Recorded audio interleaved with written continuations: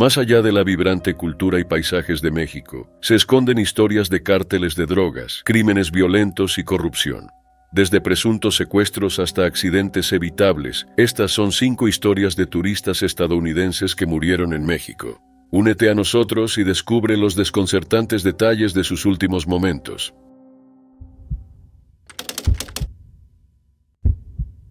El 11 de junio de 2024, Jorge Guillén de El Paso, Texas, estaba de vacaciones con su esposa Lisette Zambrano y otros familiares. El grupo se hospedaba en el Sonoran Sea Resort en Puerto Peñasco, México, situado en la franja de tierra que une la península de Baja California con el resto de México. A los 43 años, Jorge era estudiante nocturno en Western Technical College, estudiando refrigeración o HVAC. Estaba a días de su graduación, la cual asistiría el viernes 14 de junio, pero nunca llegó.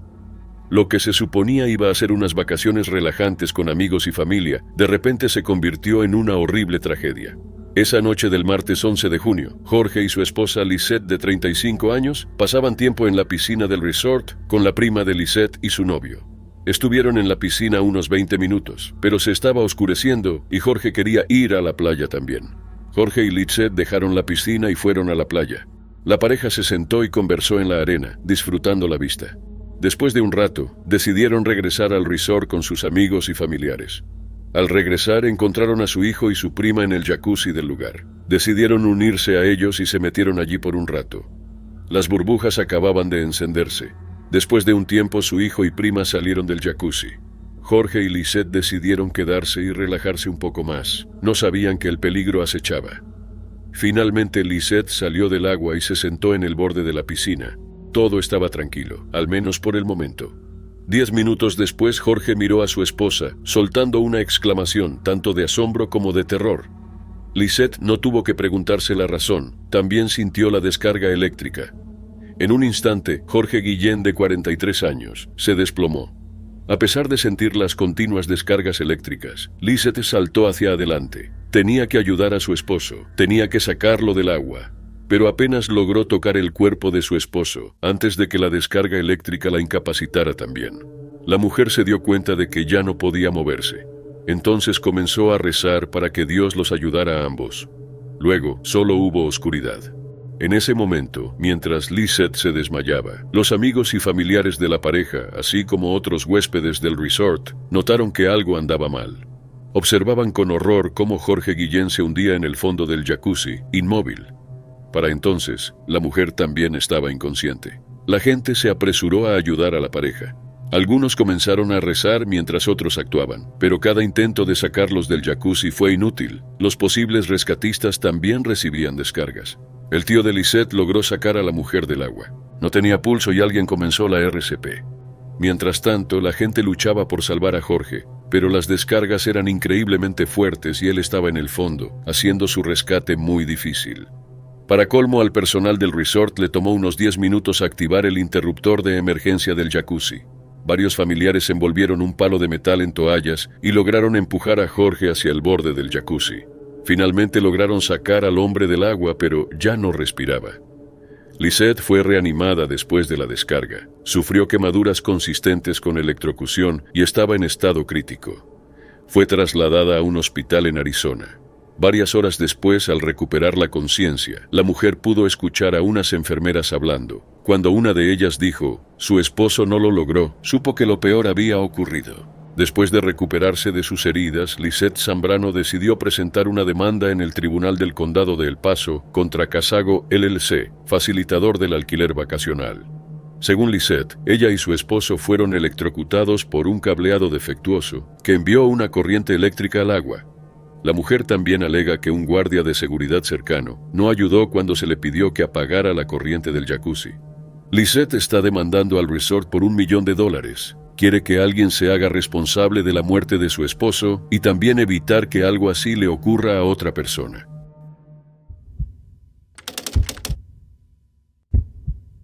El 9 de agosto de 2020, Lisbeth Flores salió de su casa a pie en Brownsville, Texas, y cruzó el Puente Internacional de los Veteranos, cruzando así la frontera entre Estados Unidos y México hacia la ciudad de Matamoros, México. La joven de 23 años, madre de 2 hijos, llamó a su madre María Rubio y le dijo que iba a visitar a su novio en Matamoros y que volvería esa noche a Brownsville. Pero la razón de Lisbeth para ir a Matamoros era muy distinta. Ese domingo temprano, la joven recibió un mensaje de un conocido suyo, un hombre llamado Braulio Martínez. Según el mensaje, el novio de Lisbeth, que también era el padre de sus 2 hijos pequeños, había sido secuestrado y los perpetradores pedían un rescate. La joven, que quizás presa del terror o del amor, decidió salir de la seguridad de su hogar y salvar a su esposo sin alertar a las autoridades ni informar a su familia sobre la verdad, tal como ella la conocía. Esto resultó ser un error fatal. Menos de 24 horas después de que Lisbeth llamara a su madre María Rubio, la mujer mayor llamó al departamento de policía de Brownsville. Era el 10 de agosto y su hija no había vuelto a casa como prometió por teléfono. Lisbeth fue reportada como desaparecida y la policía comenzó a buscarla. Mientras tanto, la hermana de Lisbeth, Carmen, recibió un mensaje de texto de Braulio Martínez. El hombre le dijo que no podía encontrar a Lisbeth en ninguna parte de Matamoros. Sin embargo, en ningún momento mencionó que había dicho a Lisbeth que su novio había sido secuestrado. La familia de Lisbeth temía lo peor. ¿Y si algo horrible le había sucedido? Era tan joven y sus hijos eran tan pequeños. Su hijo tenía solo 8 meses y su hija tenía 4 años. Solo podían esperar y confiar en que la policía encontraría a la joven.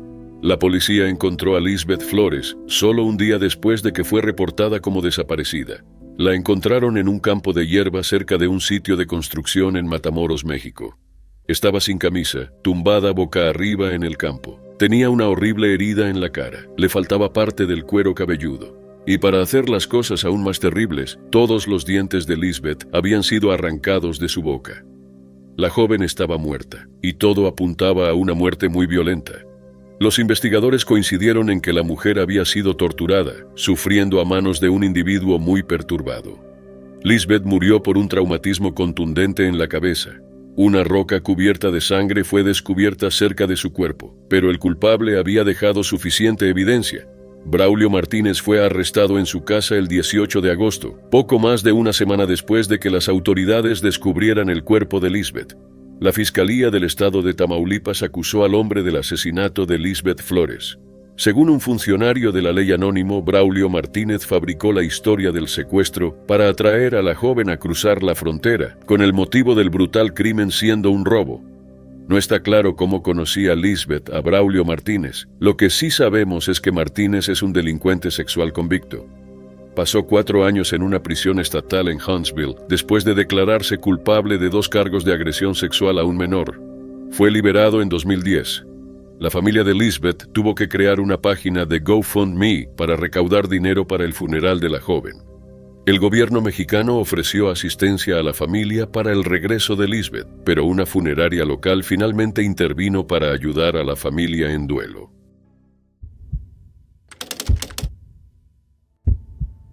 Era enero de 2017 y Abby Conner, de 20 años, estaba de vacaciones con su hermano mayor Austin, su madre Ginny y su padrastro John. La familia había salido de su hogar en Pewaukee, Wisconsin, para pasar unas vacaciones en el resort de 5 estrellas Iberostar Paraíso del Mar en Playa del Carmen, México. Pero sin que Abby y su familia lo supieran, algo terrible estaba a punto de suceder. Esa tarde de enero, Abby y su hermano mayor, Austin Conner, de 23 años, nadaban en una piscina del resort, mientras su madre y su padrastro se preparaban para la cena. La familia planeaba reunirse para comer juntos. Abby y Austin habían pasado el día divirtiéndose y bebiendo ocasionalmente. En algún momento durante su nado, los hermanos decidieron celebrar sus vacaciones con bebidas en el bar de la piscina. Cuando llegaron al lugar, otro grupo ya estaba allí. Como suele suceder en vacaciones, Abby y Austin entablaron conversación con los demás, aunque eran desconocidos. Después de todo, ¿por qué no? Eran jóvenes, se divertían y estaban en un resort de 5 estrellas en México. ¿Qué podría salir mal? El destino estaba a punto de darles la respuesta a esa pregunta. El camarero sirvió una ronda de tragos. Abby y Austin tomaron uno cada uno, al igual que sus nuevos amigos. Luego, las luces se apagaron. Lo siguiente que Austin recordó fue el frío shock de la conciencia en una ambulancia. No tenía idea de dónde estaba ni cómo había llegado allí. Su hermana menor Abby también estaba siendo llevada al hospital. Ella estaba completamente inconsciente. ¿Pero qué pasó? La verdad solo salió a la luz un tiempo después. Tras beber los tragos, Abby y Austin perdieron el conocimiento. Otros huéspedes los vieron ahogándose en la piscina y alertaron al personal del hotel. La joven fue encontrada flotando boca abajo en el extremo poco profundo de la piscina, mientras Austin pataleaba y salpicaba angustiado, aparentemente entrando y saliendo de la conciencia. Fueron llevados de urgencia al hospital. Mientras tanto, su madre y padrastro no tenían idea de que los hermanos estaban en peligro. Llegaron al vestíbulo del hotel y esperaron a que Abby y Austin se unieran a ellos para cenar. Pero a medida que pasaba el tiempo se preocuparon. ¿Dónde estaban? Ginny y John pidieron al personal del hotel que llamaran a la habitación de los hermanos. Lo que ocurrió a continuación cambió el curso de sus vidas para siempre. Un empleado del hotel les dijo que esperaran. La mujer fue a buscar al gerente general del resort, quien les informó sobre el accidente.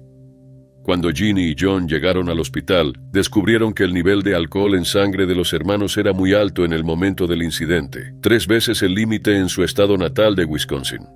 Austin había sufrido una conmoción cerebral y tenía un hematoma del tamaño de una pelota de golf en la cabeza, pero estaba despierto. No se podía decir lo mismo de Abby. Tenía una clavícula rota y permanecía inconsciente tras una prolongada falta de oxígeno.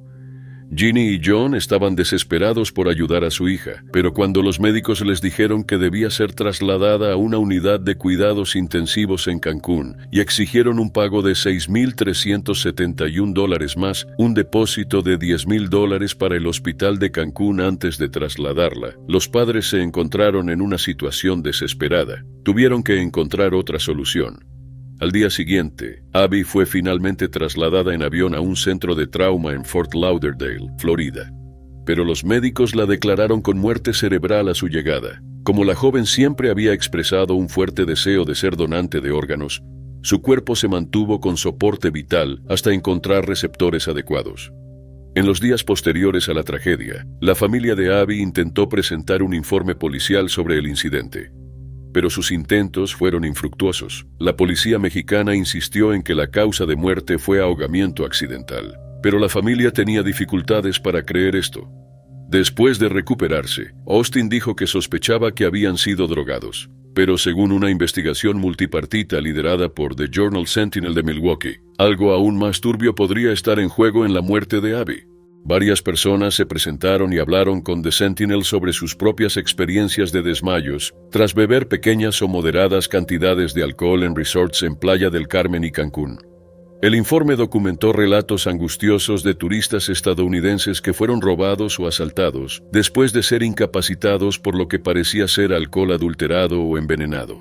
Algunas víctimas también informaron ser extorsionadas por servicios médicos. La investigación descubrió reclamaciones generalizadas de que los turistas que intentaron advertir a otros sobre sus aterradoras experiencias tuvieron sus reseñas eliminadas del sitio de reseñas de hoteles TripAdvisor.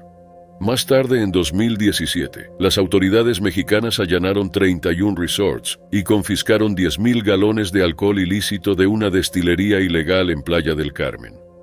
En noviembre, la familia de Abby presentó una demanda acusando al Iberostar Resort de negligencia. Según la demanda, Iberostar sabía que las bebidas alcohólicas servidas en el Hotel Iberostar Paraíso del Mar estaban adulteradas, eran de baja calidad, venenosas, no aptas para el consumo humano o no cumplían con los estándares mínimos de seguridad alimentaria y de bebidas. El 30 de septiembre de 2010 iba a ser un día de alegría y aventura para David Hartley, de 30 años, y su esposa Tiffany, una joven pareja en busca de un momento de escape y ocio. Ese jueves, David y su esposa estaban en Falcon Lake, un embalse en la frontera entre Texas y México, practicando moto acuática. Se habían conocido en la secundaria y llevaban 8 años de casados. A pesar de algunas noticias sobre actividades de cárteles en el lago, no estaban preocupados. No era su primera vez en el lago, habían estado allí un mes antes y no habían encontrado ningún peligro. ¿Qué tenían que ver ellos con los cárteles? Solo querían tomar fotos de las ruinas de una iglesia semisumergida en el lado mexicano de Falcon Lake. El día empezó de manera hermosa. David y Tiffany estaban enamorados. Tenían la clase de historia de amor que la mayoría de la gente desea, llena de aventura y una sensación de seguridad. Pero su destino tomó un giro cruel ese día. La pareja aún estaba tomando fotos de la iglesia cuando escucharon acercarse 3 lanchas rápidas. Se quedaron atónitos al ver que a bordo iban unos hombres armados. Todo ocurrió en un instante. Los hombres comenzaron a disparar indiscriminadamente a la pareja. En un instante, David y Tiffany arrancaron sus Sea-Doos. Tenían que escapar y sobrevivir, pero las balas seguían atravesando el aire. No pasó mucho tiempo antes de que una alcanzara a David Hartley en la parte posterior de la cabeza y lo hiciera colapsar en el agua. Tiffany se aferró a él, sujetando su chaleco salvavidas con una mano mientras mantenía el control de la Sea-Doo con la otra. Mientras luchaba por subir el cuerpo de David al vehículo, se encontró mirando el cañón de un arma. 2 hombres amenazaban con quitarle la vida. Tiffany Hartley los miró a ambos a los ojos. Sabía que todo podía terminar allí. Podían matarla como hicieron con David, y les suplicó que no le dispararan. Los 2 hombres intercambiaron algunas palabras en español y luego se fueron. Tiffany soltó el cuerpo. No podía seguir sosteniéndolo si quería escapar. Arrancó la moto. Se escucharon más disparos a sus espaldas. No miró atrás, y fue así como logró escapar y sobrevivió. Alertó a las autoridades. Su historia causó un gran revuelo y los medios la apodaron la viuda del lago pirata. Algunos la acusaron de ser la mente maestra detrás de la muerte de David. Otros sugirieron que tanto ella como David estaban involucrados en el narcotráfico, ya que las autoridades especularon inicialmente que la pareja había tropezado con un trato de drogas, dada la reputación del área como un centro para los cárteles de drogas mexicanos. El sheriff Sigifredo González del condado de Zapata, Texas, apoyó a Tiffany. Señaló que su relato coincidía con 2 incidentes similares ese mismo año, eventos de los que ella no podía haber sabido. Las dudas sobre la historia de la mujer disminuyeron después de que Rolando Armando Flores Villegas, el investigador principal del caso en México, fuera asesinado. Su cabeza cortada fue entregada en una maleta a un puesto militar mexicano poco después de la muerte de David, subrayando el peligro y dando credibilidad a la historia de Tiffany. El sheriff González afirmó firmemente que no había evidencia que indicara que la mujer estuviera involucrada en la muerte. En 2012, las autoridades mexicanas arrestaron a un líder del cártel de los Zetas en relación con la muerte de David Hartley. Salvador Alfonso Martínez Escobedo también estaba vinculado al asesinato del investigador principal del caso, Rolando Armando Flores Villegas. Escobedo puede haber sido el responsable de esa área, pero no necesariamente de la ejecución del asesinato.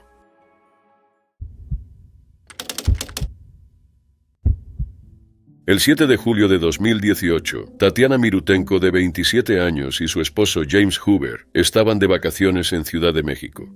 Unos días antes habían celebrado su primer aniversario de bodas. Provenían de Chicago, pero vivían en California, a donde se mudaron después de que Tatiana consiguiera un trabajo como analista de relaciones con inversionistas en una empresa biofarmacéutica. Estaban en el viaje de su vida con otras 2 parejas, con la intención de aprovechar al máximo. La pareja se enamoró de la ciudad, la comida y la cultura de México, pero la tragedia estaba por golpear. Ese día, Tatiana y James visitaron un restaurante de tacos llamado El Califa en Lomas de Chapultepec, uno de los barrios más exclusivos.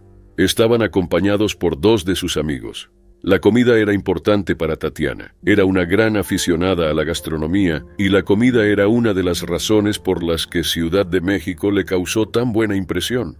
Durante las vacaciones, solía enviar mensajes de texto a sus padres, diciéndoles que debían visitar Ciudad de México y probar la comida por sí mismos. Por lo tanto, no era de extrañar que la mujer visitara un restaurante de lujo. El grupo terminó su comida, y luego llegó el momento de irse. Fue un caso de estar en el lugar y momento equivocado. Tatiana no había sido el objetivo, pero todo sucedió de todos modos. Mientras el grupo salía del restaurante, 2 hombres pasaron en motocicleta. Uno de ellos tenía un arma de fuego. Su objetivo era un hombre de 47 años, un portero de un bar cercano. El pistolero disparó varias balas apuntando al portero. Solo logró herirlo, y una bala fatal golpeó el cuerpo de Tatiana Mirutenko. La joven de 27 años colapsó frente a su esposo, asesinada por la bala perdida. Su muerte fue un shock para su familia. Les parecía que apenas hacía poco tiempo estaban eligiendo flores para la boda de la mujer y ahora estaban buscando flores para su funeral. Hasta 2024, la policía mexicana no ha realizado arrestos en relación con la muerte de Tatiana Mirutenko.